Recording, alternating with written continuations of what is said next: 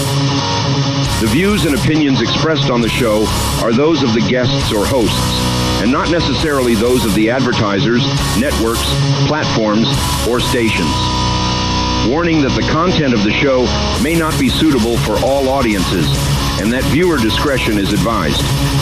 The show does not intend to provide medical, legal, or financial advice, and viewers or listeners should consult with a professional before making any decisions based on the information presented. Welcome back, everybody, to Paranormal Intelligence Agency Radio Live. I'm your host, Jack Carey, and we are broadcasting from 300 feet deep in an abandoned nuclear missile silo somewhere lost in the post-apocalyptic wastelands of the Dakota Territories. And I am joined tonight by the paranormal crime-fighting trio. I've got a trio of compadres this evening. I've got Daisy, Sundance, and we've got a new gun around here, a new hired gun. He's a 5-year-old rescue from parts unknown, and he is a really amazing cat. So we're calling him River Phoenix.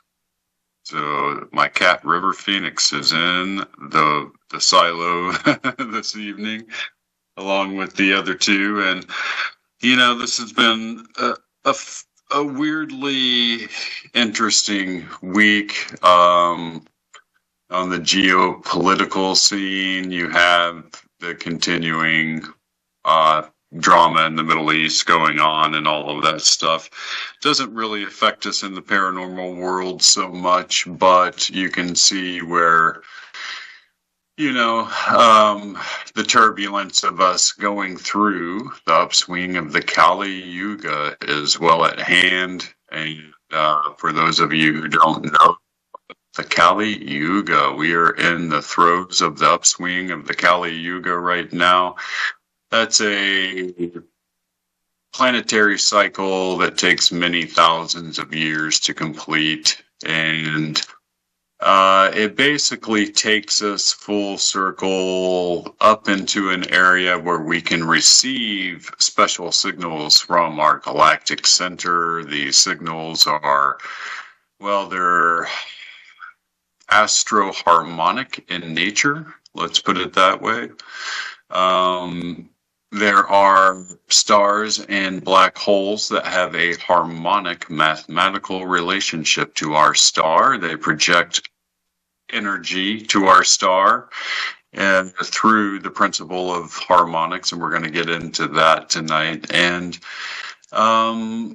it affects biology on this planet, and it affects biology on all planets that have a neighboring star, and all within the so-called Goldilocks zone, the zone that is makes a planet habitable, not too close to a star, not too far away. Otherwise, it freezes or boils the water off the planet, and then you don't have the primordial soup needed for life. But in the upswing of the Kali Yuga, we can look forward to a lot of positive things happening along with the usual planetary drama of a species that lives in a state of amnesia from its glorious past, and that's humanity, of course. And, you know, in the upswing, humanity tends to go through golden ages. Golden ages have occurred in the past. They will occur in the future, are beginning to occur now. This is times when there's a blossoming of humanity, all kinds of breakthroughs occur, scientific principles become, you know, proven or disproven that we may have held as being true for, you know, eons of time. A lot of science is going into theoretical thresholds now, utilizing artificial intelligence in a way that they've never been able to before. So who knows really what discoveries we are on the cusp of, but you can see how artificial intelligence and, being bombarded with the rays of galactic center actually causes biological upswings in the life forms on the planet, including humanity. So you'll begin to see humans take on all kinds of special abilities they may not have had before. If they had them, they were in a somewhat weakened capacity, and now they'll be more like kind of superhuman. You'll begin to see a vast number of people begin kind of like, tinkering in their garage with like exotic technology, because all of a sudden their brain can understand things in a way it couldn't before. And you'll begin to see all kinds of just crazy stuff happen. The WebBot, which produced the so-called cyber prophecies, as I put them, has long predicted that sci-fi world emerges during this period, and we're in really that time period when you will begin to see more and more leaks from the UFO world. The reason why, and this is something I talked about many, many months ago, even maybe as long as a year ago, was that the money was drying up for these special access programs that guard the alien technology that we have recovered or captured over the last 80 years. And when the money dries up, that's largely what it kind of lubricates the secrecy machine. Without the money, all kinds of leaks begin to develop because people are not being paid off the way they used to be paid off to keep secrets the way that they were being paid to keep them. And, that combined with their conscience always bothering them, probably saying, well, I'm getting paid to keep this a secret, but it's probably really shouldn't be a secret from humanity, and et cetera, right?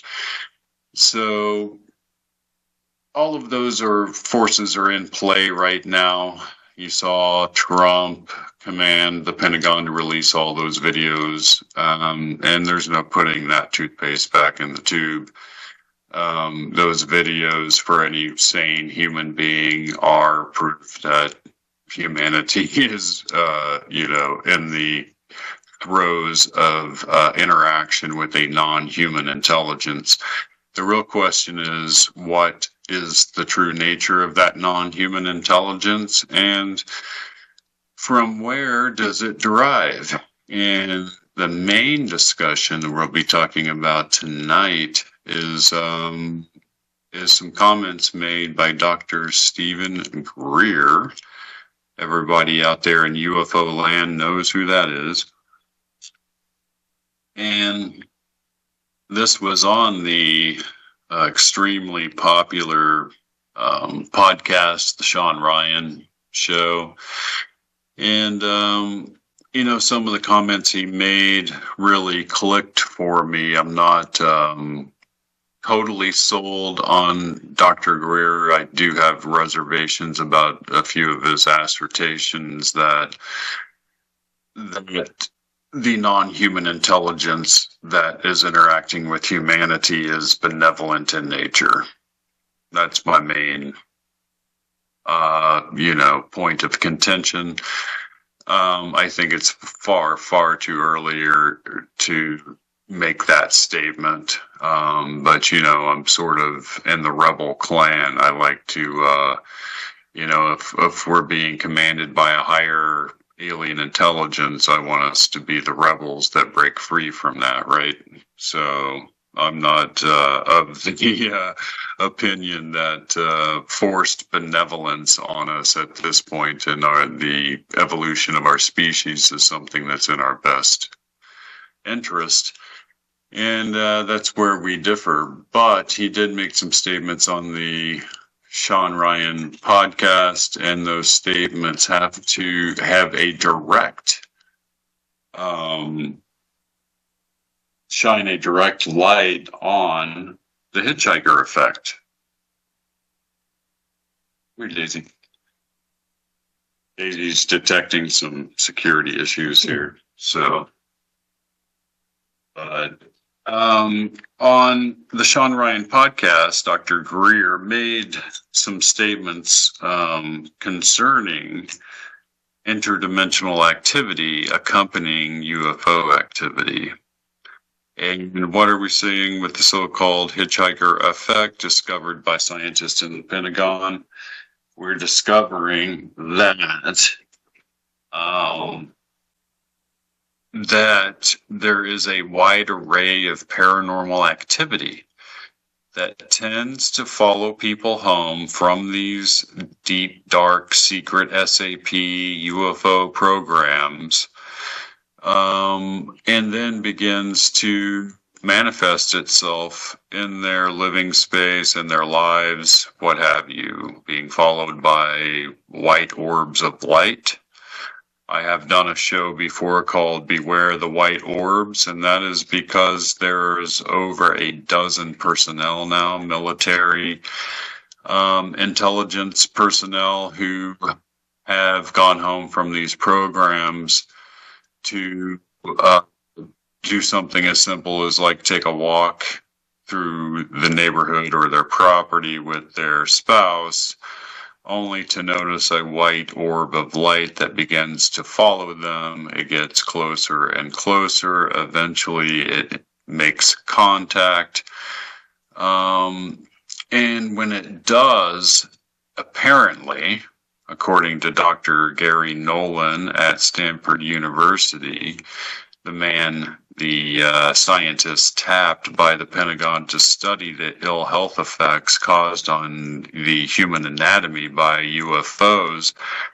According to him, these orbs appear to be emitting a very virulent ionizing radiation that then produces exotic forms of cancer in the person that it comes into contact with. In other words, it's almost like the phenomenon is attempting to assassinate these people. That's one way to look at it, right? And the hitchhiker effect, I might add, there were a number of very surprising things that were listed as being part of the hitchhiker effect. One of those was an unintended pregnancy. That's actually listed in the Pentagon report. I didn't make that up. And what do we have in the alien abduction phenomenon? We have women reporting that they are becoming pregnant at times when they shouldn't be, only to have the baby disappear at a later date, and lots of alien abduction memories and episodes. So that's interesting. And we cannot forget that one of the primary interactions with the hitchhiker effect appears to be interaction with dog-headed cryptid animals, right? The dog man. Let's just call it what it is. There's been numerous interactions now with the dog man on Skinwalker Ranch, and dealing with personnel in the Pentagon who had exposure to Skinwalker Ranch. That's important. There is a cross-contamination of personnel that have gone from the Pentagon UFO/UAP programs onto the premises of Skinwalker Ranch and vice versa.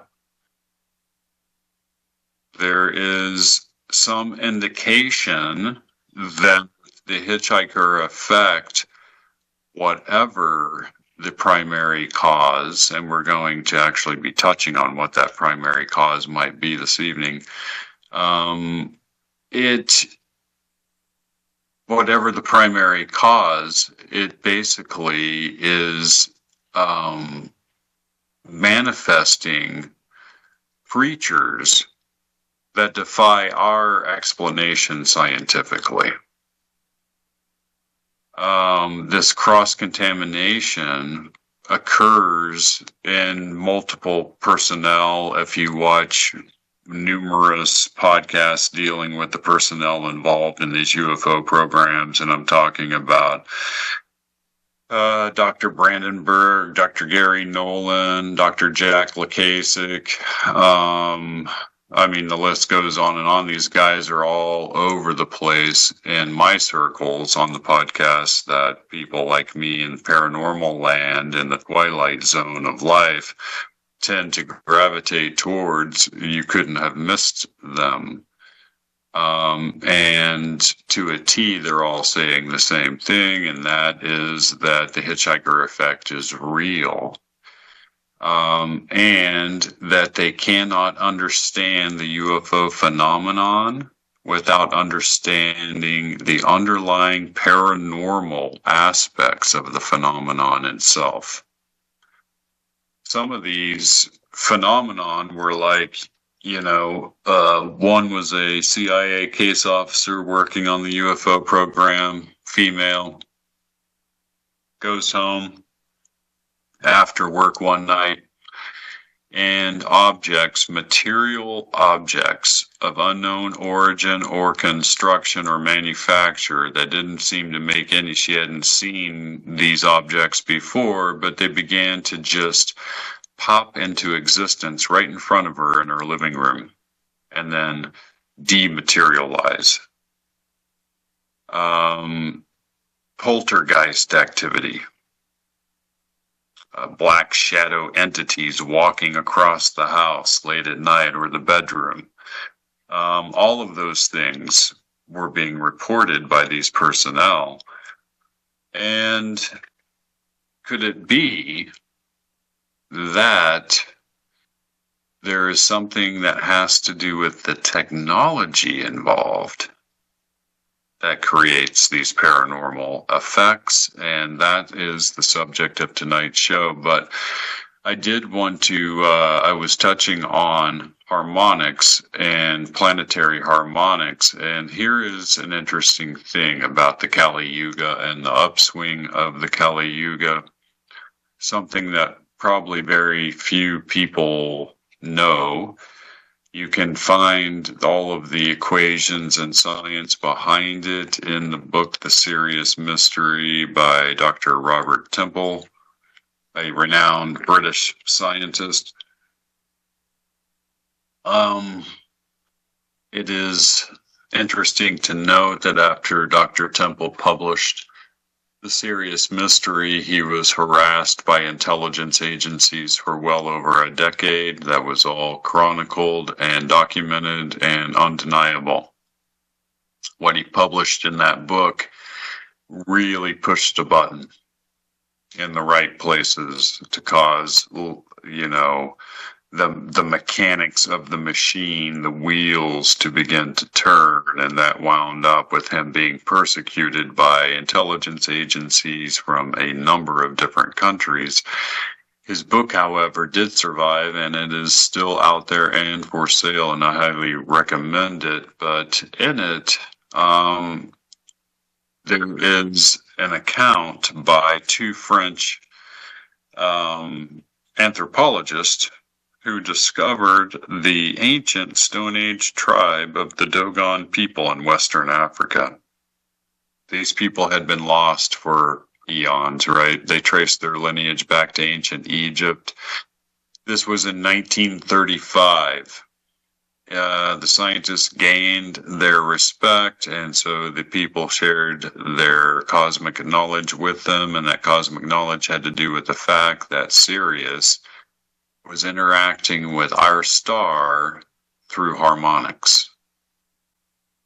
In other words, Sirius, which is made up of some of the heaviest elements known in the universe, and its surrounding bodies, there's like Sirius A, B, and C. It is actually interacting with our sun in a harmonic way, and the Dogon believe that on July 23rd of every year, which is quickly approaching, guys, they call it the Day of the Bado, And the day of the Bado is when Sirius emits special signals. That's what they call it, special signals. And those signals interact with our star that changes how our star interacts with biology on this planet. And it alters the evolutionary path of life forms on the Earth. That is how the natural mechanism of the universe is supposed to work. In the Kali Yuga, we happen to be on a planet that every so often gets blocked by cosmic debris, if you will. And during those phases, we go through dark ages. Humanity literally experiences things like the medieval dark ages, right? Where we almost lose civilization, and it could be that the downswing of the Kali Yuga was responsible for things like us losing Atlantis and, losing the Hall of Records and all of those things that may have given us an indication of our true history as a species on this planet. During those periods, things are really turbulent. There's a lot of warfare. There's a lot of things. Records get burned. Things get trampled. Things get destroyed. And they can get destroyed down to a point where people simply forget the past. And that's what's occurred on this planet probably numerous times now. It leads many of us to the speculation that something is amiss, that it's by design, that somebody somewhere of a higher order must have a hand in creating the amnesia our species experiences, when in fact it could actually be that we were just seated on a planet that has a very disadvantageous planetary cycle where every so often these amazing energetic signals coming from galactic center can't reach us. And when they can't reach you, you begin to devolve, not evolve. It's the dumbing of society. Well, we kind of reached a peak on that level. Society is reaching a point of stupidity that really mirrored, the Hollywood movie Idiocracy. If you haven't seen it, it is fabulously hilarious when you take it into context of today. And so here we are. We're in the upswing. We got good things ahead. There are good vibes happening. There are good waves to surf coming in on the cosmic ocean. And so there's a lot to look forward to. It is interesting that we are currently still in the battle for disclosure, even with the Pentagon, Trump telling the Pentagon to release all of those videos, etc. Apparently, it has become known through real channels, real authoritative channels, i.e. the CIA or the FBI or the NSA, someone reached out to Jeremy Corbell, the filmmaker, the guy who keeps pushing the button on the disclosure panel, basically, making films and documentaries and interviewing all the whistleblowers and making a lot of noise, that they had direct knowledge that his life was in danger from another alphabet agency. Think about that. And not only that, but they disclosed this information to him right in front of his mother, who is now a material witness to the entire affair taking place. And so this isn't, game time, guys. We got 13 missing scientists and a missing general, all connected to advanced aerospace research. And that's another topic that we will be getting to this evening because it ties in perfectly with what Dr. Stephen Greer had to say to Sean Ryan. And we'll get back to that interesting architecture of a rabbit hole right after this break. Great job, Jack. Thanks. Stupid people. Yep. Yep. Ignorant, maybe, too. You know. Stupid people. We got them. Not in short supply. No, they're everywhere. Wobbly in chat said that stupid people. I'm like, yeah. And then we got the Great Conspiracy restreaming us tonight again. Appreciate you. Thanks. Very cool. Mm-hmm. We're taking this baby worldwide. Take it as far as we can take it. That's right. We're going worldwide with this thing. Wall to wall. I'm waiting for Elon to build us a station on Mars so that they can pick us up. It would be cool. Wouldn't it? I'm sure the moon can already get us, you know. Yeah, the moon's already rocking with us, but Yeah. if the colonists on Mars could pick us up, that would be a feather in our hat. Yeah. Mm.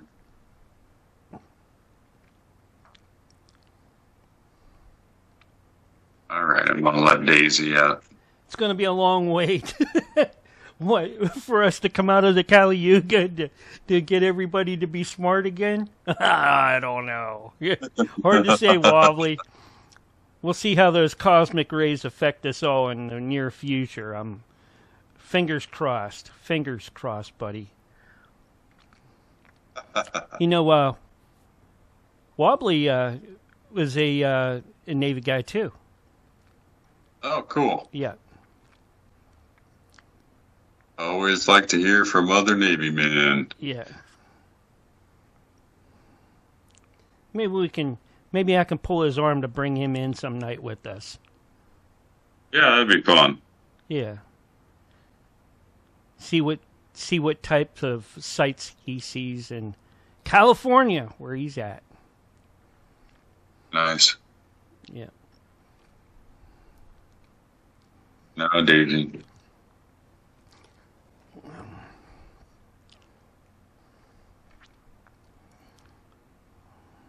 Yeah, you gonna turn your camera on tonight, or no camera tonight?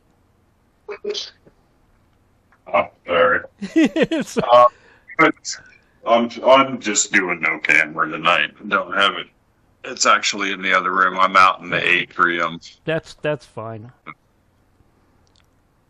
And it's actually nice because it's light later, so I can actually enjoy some sunlight. But Yeah, I got nothing but low hanging cloud overcast tonight. It's been like that for the last couple days. Wobbly says, land of the stupid people. Yeah. You got that right. Take your pick. Take your pick.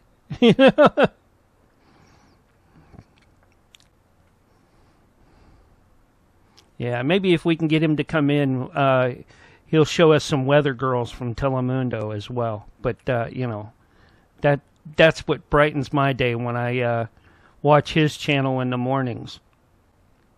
Oh, neat. I need to start piping that in. Yeah, yes, you do. Folks out there, please support Wobbly and the Great Conspiracy. They got great channels, when it comes to, information to be shared. And some nice eye candy from Wobbly. He plays some pretty good music at times, too, along with getting some really good information out.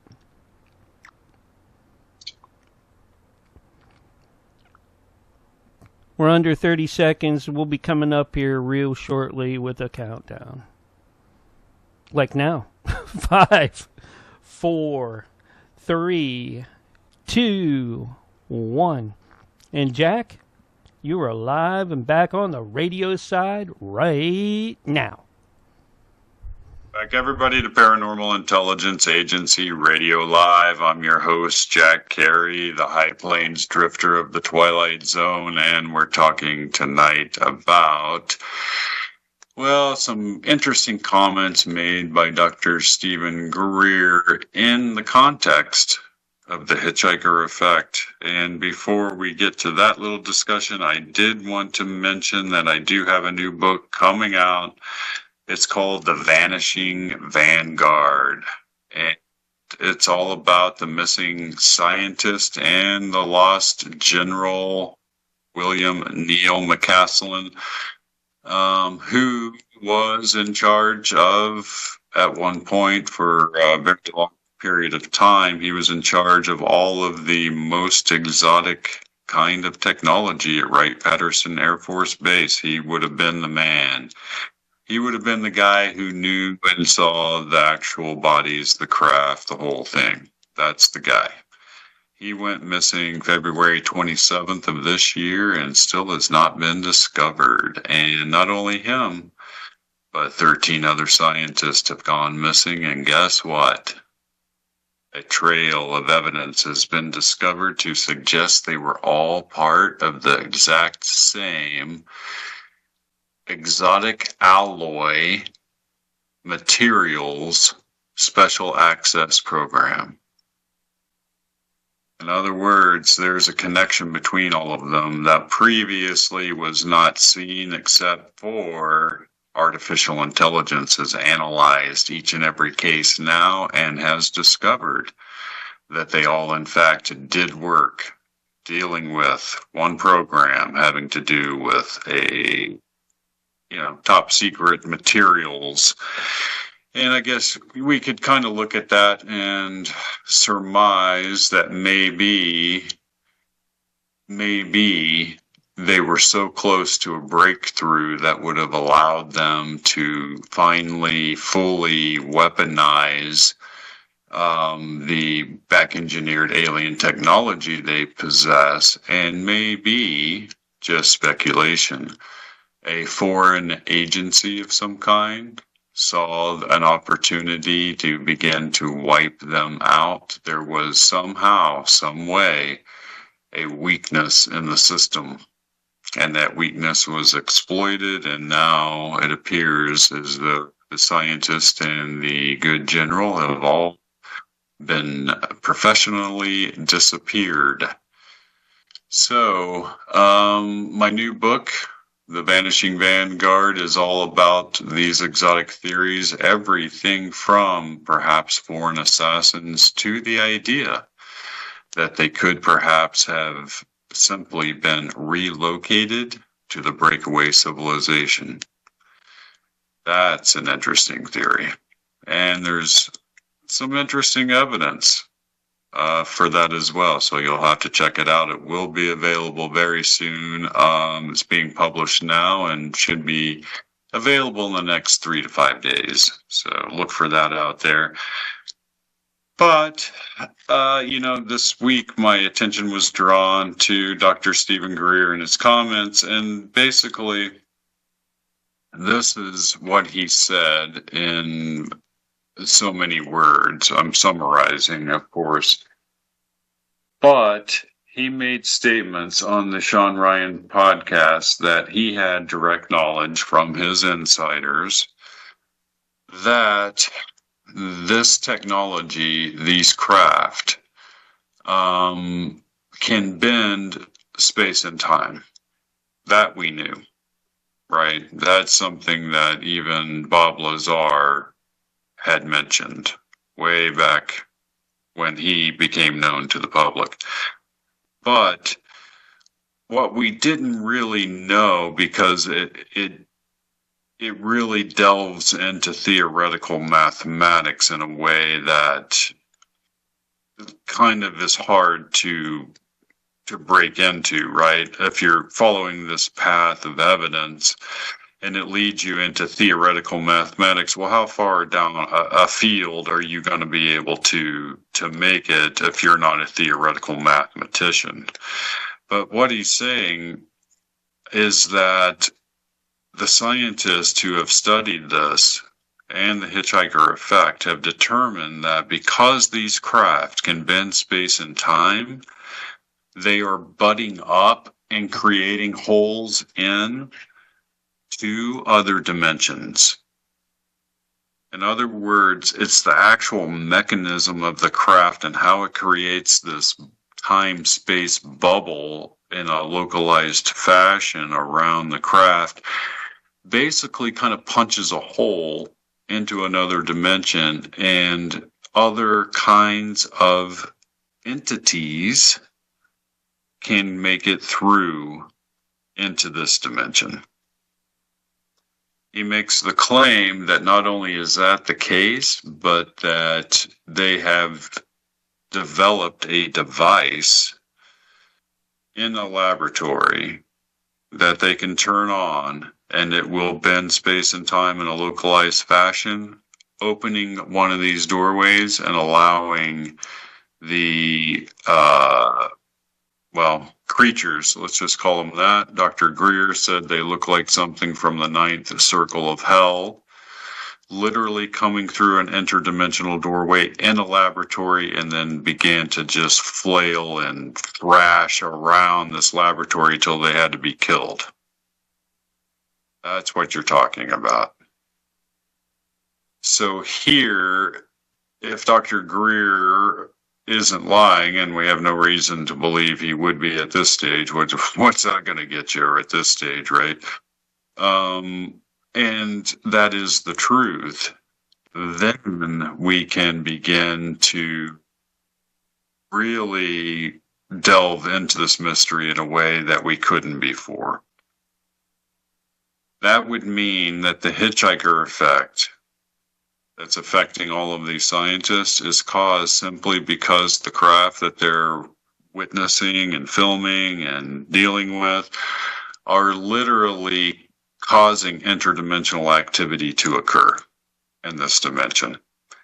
That activity appears to have the ability to become attached to human consciousness and basically follow it around, become magnetized to it, become quantumly entangled, if you will, with the observer in such a way that it ends up becoming manifest in their reality matrix. It's a very interesting side effect of all of this. And you have statements, from J.D. Vance, who says, according to what he's seen, UFOs are demonic. Well, you can see where these people have that assertion and that opinion, because to them, the allowance of any kind of entity through a dimensional portal into this one has to be coming from hell, because they have religious beliefs that say that. And that seems to back it up, right, to them. And who's to say that in a holographic universe, that in some strange way, shape, or form or fashion, certain religious beliefs aren't correct?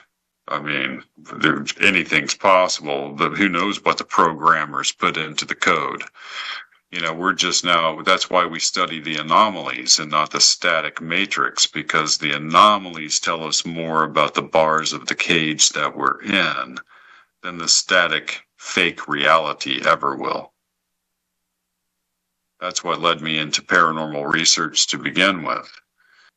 And so, if Dr. Greer is right, and the hitchhiker effect can be classified as a simple side effect of the propulsion of these craft, then that leads us into the theory with a lot of evidence that, in fact, the unified field theory of paranormal activity is correct, because what it stipulates is that there are only two kinds of paranormal activity on this planet. One is activity coming from a Type 3 civilization that seeded this planet, and the other is interdimensional in nature. Those are the two branches of the tree that cover all paranormal activity. And it's interesting that we're now beginning to get some, peripheral evidence supporting that theory, which I came up with in my book Paranormal Planet, 20 years ago. So if that's the case, then we can begin to make other assertions like ghost activity has to be interdimensional in nature. What then does that tell us about the nature of death? Because it could be telling us that death is a simple phase transition. It is a changing of the frequency of your consciousness, and when you change the frequency, you change the channel, and when you change the channel, you enter another dimension. You can call that dimension heaven or hell or just the other side. Who knows how that could be layered? Is it possible that people that have, devout religious beliefs are harmonized and are vibrating at a certain frequency that allows them entry into a dimension that you can't get into without having that particular frequency vibrating through you? Possible. And what we do here is explore these exotic theories within the architecture of the overall rabbit hole, and in this case the rabbit hole is the hitchhiker effect. So where do we go from here? If his statements are correct and they have ascertained that there is a wide array of paranormal activity caused by the propulsion system of these alien spacecraft, then that leads us into what I like to comically refer to as the Bonsai theory of the universe. If you've ever seen the 80s movie, horrible, terrible, so bad that it's so good, Buckaroo Banzai, then you'll know what I'm talking about, where they build a craft that can go into another dimension because these creatures keep coming through the dimension and causing havoc on the earth. That's kind of what we're looking at. It looks like, according to statements made by Dr. John Brandenburg to David Paulides, that the Pentagon has taken upon themselves to employ a bunch of scientists to study these interdimensional portals and to be able to try to figure out a way, I'm sure, to weaponize them. Can you think of anything more dangerous than willy-nilly opening up interdimensional portals and allowing life forms to come through those portals? Boy, and your tax money is paying for it. That's the kicker. Worse yet, how about trapped on the other side of the portal? Yes, and it could be because I also stipulate in the unified field theory of paranormal activity that the Earth is a paranormal planet. It has a vast quartz crystalline structure making up most of the planet. And when that quartz crystal becomes compressed, it becomes ionized. When it becomes ionized, it emits electromagnetic fields that are strong enough to rip or tear a hole in the electromagnetic membrane that separates this dimension from others. And yes, my friends, you can simply just walk off into another landscape, never to be seen again. That's spooky stuff.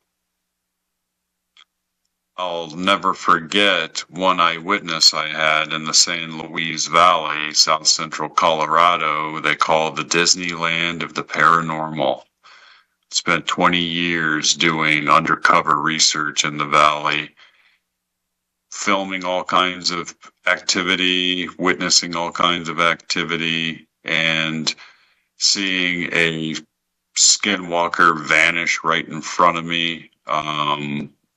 Crazy stuff, right? And I'll never forget one eyewitness who had his home out in the middle of the valley, the longest alpine valley in the world. It is 75 miles long and 50 miles wide, ringed entirely by 14,000-foot mountain peaks. It is like no other place on Earth.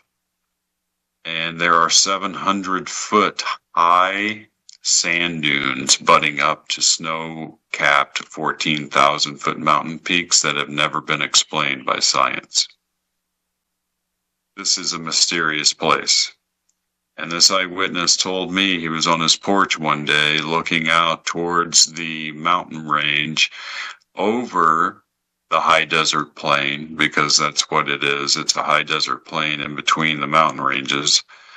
And he saw what looked to be a shimmering in the distance, like water, he said, like light through water.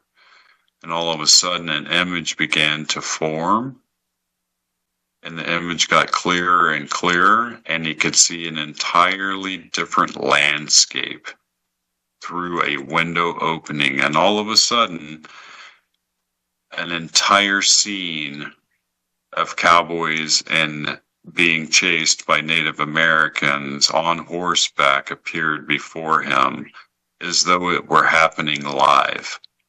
And then it began to shimmer again and went right out of existence.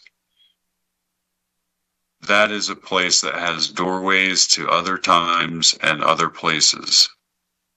And who's to say that some of the missing people in some of these areas that have these extremely high quartz crystal deposits don't simply have a doorway open and they just walk off into it, not even realizing what they're doing, only to have the doorway slammed shut behind them, and they're gone forever.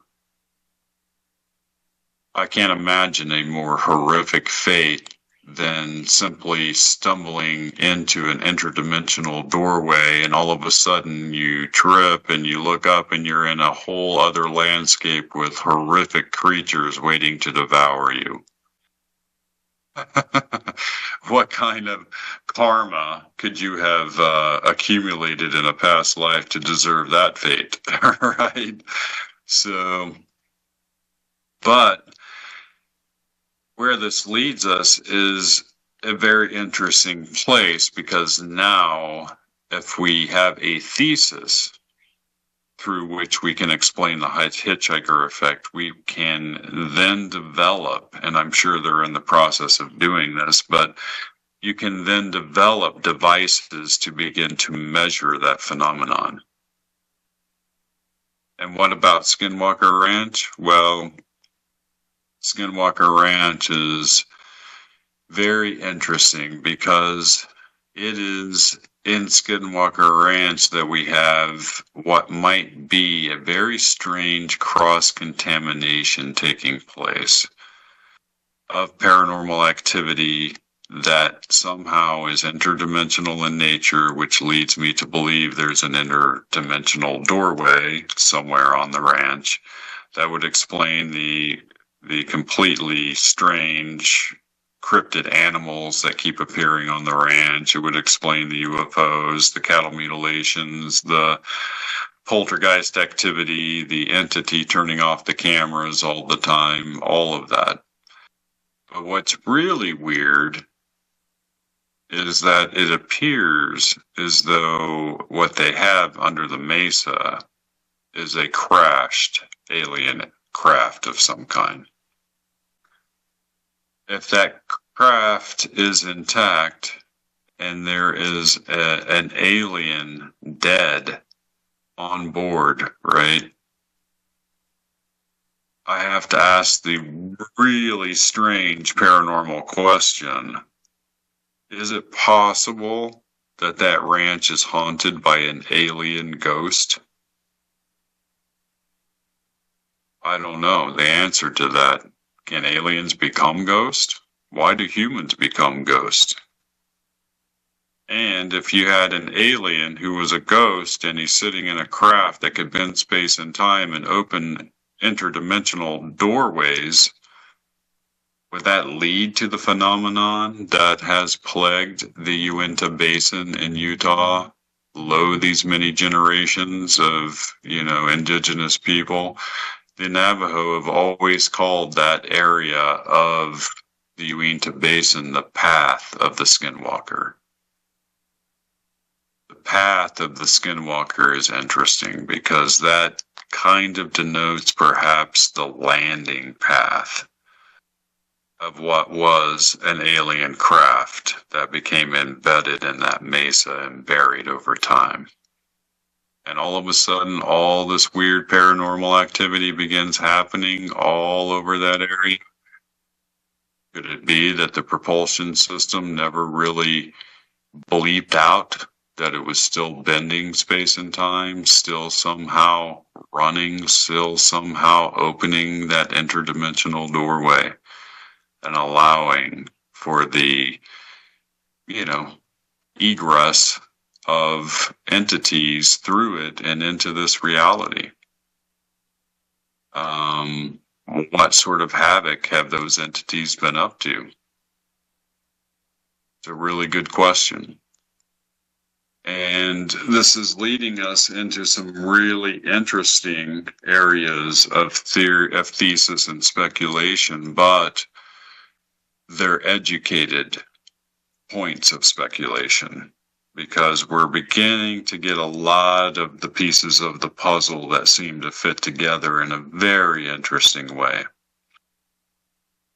And, when the pieces of the puzzle fit together in a way that is eloquent, then you're getting to the truth.